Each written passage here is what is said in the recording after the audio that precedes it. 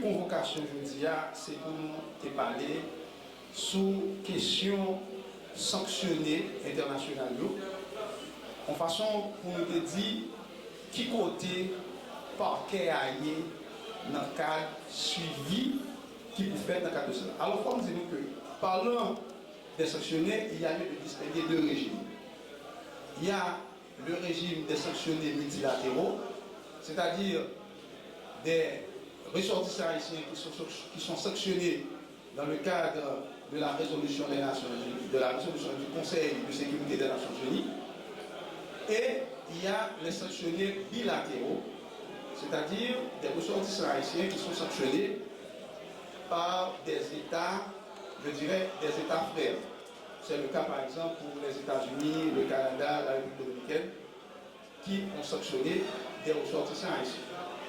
Alors, en ce qui concerne les sanctionnés des Nations Unies, et sur la base des résolutions du Conseil de sécurité des Nations Unies, et notamment des résolutions 2653, 2700 et 2752, il a été demandé de procéder au gel des comptes des personnes sanctionnées.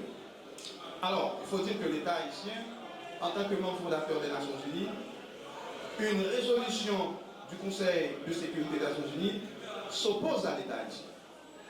Et à ce titre, l'État haïtien, se référant à ces résolutions et se référant aussi aux articles 97-98 du décret du 30 avril 2023 portant sur la lutte contre le blanchiment de capitaux, le financement du terrorisme et le financement de la prolifération des armes de destruction massive, le parquet, en date du lundi 2 juin 2025, a procédé par acte d'huissier au gel des comptes bancaires des personnes visées et indexées dans le cadre des résolutions des Nations Unies. À remarquer que le crime de blanchiment, c'est le fait d'introduire de l'argent sale, c'est-à-dire l'argent issu d'une économie criminelle dans le système financier légal.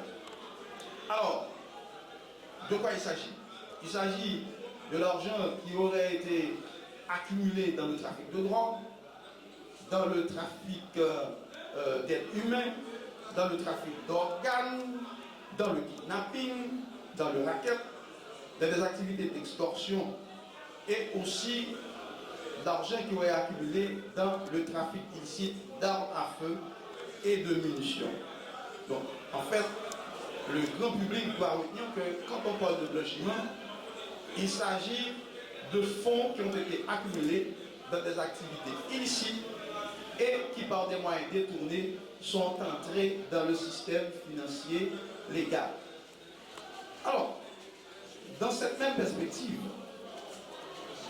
en date du 6 juin 2025, le chef du parquet, chef de la poursuite, a requis les institutions spécialisées telles que l'UCREF, l'ULCC, d'ouvrir une enquête financière sur les sanctionnés ainsi que leurs complices pour blanchiment de capitaux, financement du terrorisme, financement de la prolifération des armes de destruction massive. Alors, il faut comprendre que l'économie criminelle, il fonctionnait avec complices.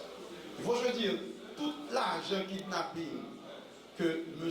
gang terroriste vivant ensemble fait, il a gagné des canaux que vous passez pour serrer l'argent sale. C'est ça, nous relais blanchiment des avoirs, blanchiment de capitaux. Alors, parallèlement aux sanctionnés multilatéraux, il y a aussi les sanctionnés bilatéraux. Qui ça nous entend par sanctionnés bilatéraux? C'est des ressortissants haïtiens qui jouent une sanction dans le cadre politique, on a dit financière, dans le cadre politique, on a dit international, que l'État qui s'est mis à Haïti prend contre les ressortissants haïtiens. Donc, on dit ça, les sanctionnés bilatéraux, parce que c'est un pays qui, dans le cadre de compétences propres, il décide de sanctionner ils ont ressorti ça. Alors, en ce qui a trait à ces sanctionnés, l'État haïtien paraît dormi. Depuis le 21 mars 2025, l'État haïtien alors l'État haïtien représenté en cette matière par le ministère de la Justice et de la Sécurité publique, via le ministère des Affaires étrangères, a produit une demande d'entraide pénale auprès de ces États au fin de se renseigner davantage sur les éléments de preuve ou les indices sur lesquels ils se sont basés pour fonder leurs sanctions contre nos ressortissants haïtiens. Pour l'instant, la procédure d'entraide pénale internationale est lancée.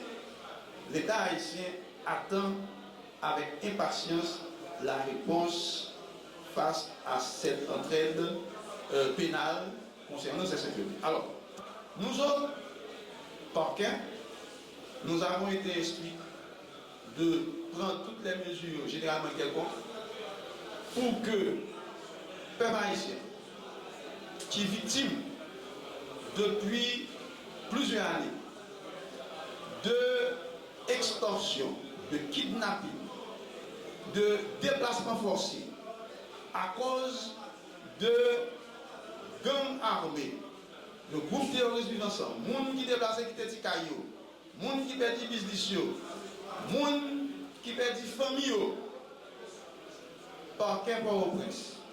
Je veux une instruction de la part du gouvernement ici, je veux une instruction de la part du ministre de la Justice pour prendre toute disposition pour traquer, poursuivre, mener devant la justice tout le monde qui participait dans le blanchiment de capitaux, tout le monde qui participait dans le financement du terrorisme, comme groupe vivant ensemble, tout le monde qui participait dans la prolifération d'armes de destruction massive.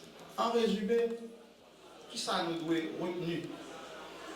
Nous devons retenir que la communication, ça, objectif, c'est pour dire vaillante population haïtienne qui paye taxes pour jouer une sécurité et que l'État haïtien résolument engagé pour côté.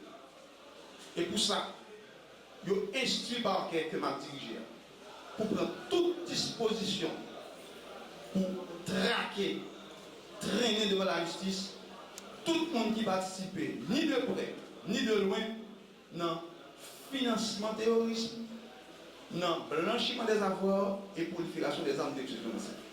La petite population, restez quoi dans la justice, restez quoi dans l'autorité publique, nous travaillons pour nous. Merci.